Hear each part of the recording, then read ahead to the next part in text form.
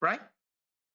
And now I would like to change something because for here we've got something called the FH of quantity. Well, I find that this is a little bit noisy. Okay, so I just simply right click this here, and then I change the value field settings to back to what sum.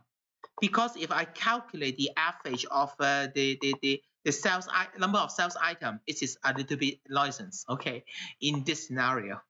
So if I turn it like this, it will become more clear, okay? And telling you that, okay, sum of quantity and average retail price and average cost, okay, for each item, something like that, okay, it will be very clearly and show it over here. And now another thing is, if I say, well, David, over here in the TBL transaction, we've got the quantity over here.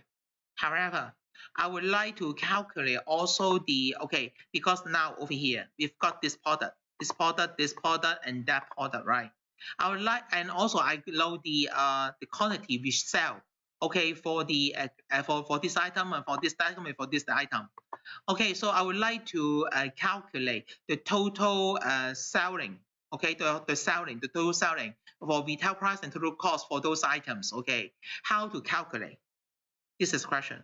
In the old time, okay, this is very easy. We may just simply multiply, okay, the quantity of the selling gas, number of sunglasses we sell, and then multiply it by the retail price for each pair of sunglasses. Then it is very easy to do the calculation, right? How to do it? Most of the people will do it outside the pivot table, just like what I'm doing right now. Equal to this one and multiply this one. And then we got the answer like this, right? This is actually the total retail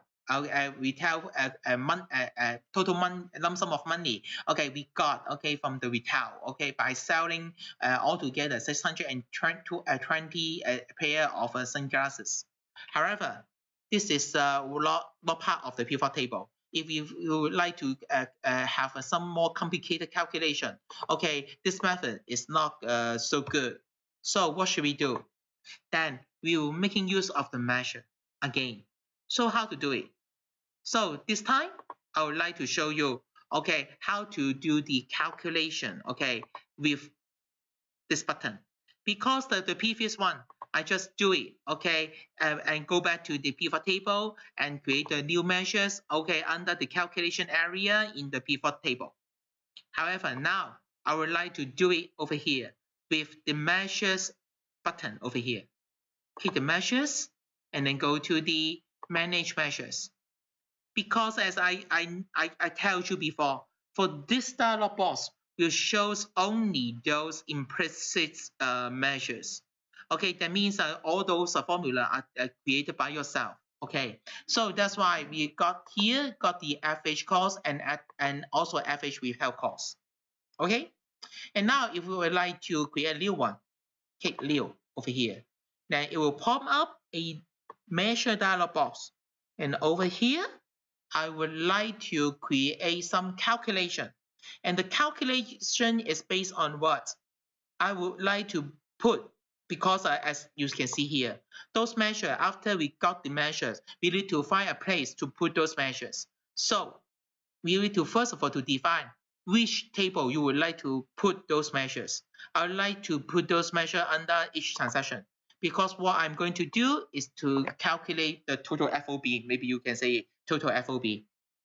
Okay, now the name of the measure, total underscore retail price, total retail price for each transaction, okay?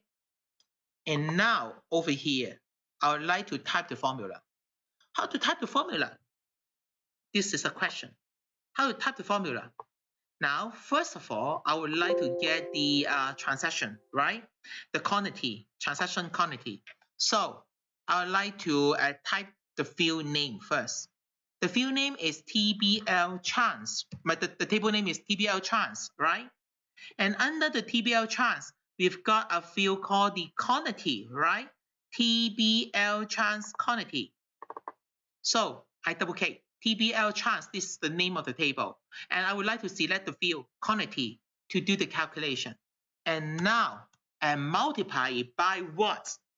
By the retail price from the what? From the retail average from the product table. So TBL product. I would like to calculate the retail price, right? So I'll double click the TBL product average retail price. So up to this moment, okay, I've already added a formula, okay, in this table. But now I would like to check whether this formula is correct. Click the check formula. It will tell you, wow, the calculation error is measured. Oh, this operation is not correct. Okay. So what should we do? It say, okay, this calculation is not correct. So what should we do? So we need to see what happened. Okay. Now let's have a look over here. I just click OK, see what happened, what error we got. Click OK again and close. See what happened. After we click this, here we've got a total retail price we got over here. And if we drag and drop, okay, the analysis to the values over here,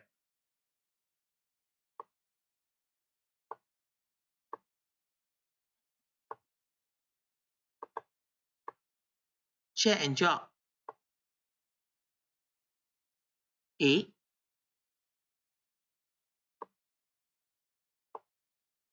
some problem happened. Sorry. Hey, come on. Yeah. Yes. Because I would like to show you the error message. Here. The QE did not run on the data model could not be success. Here's the error message we got. Okay. Here is the script. Okay, calculation error in the transaction, something like that. Okay, I don't know what happened, but I just first of all save it first. Okay.